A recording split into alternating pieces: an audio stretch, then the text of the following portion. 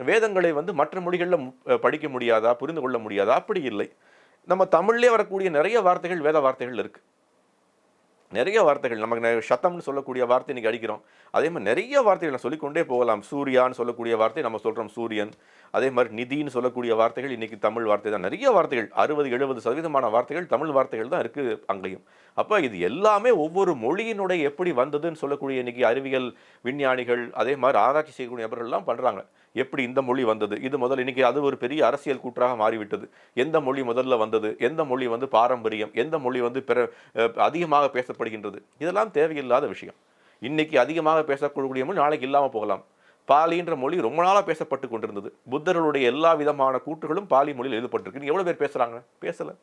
சமஸ்கிருதம் இன்னைக்கு எவ்வளவு பேரால படிக்க முடியும், புரிந்து கொள்ள முடியும், பேச முடியும்? ஒரு சில நபர்களால தான் படிக்க முடியுது.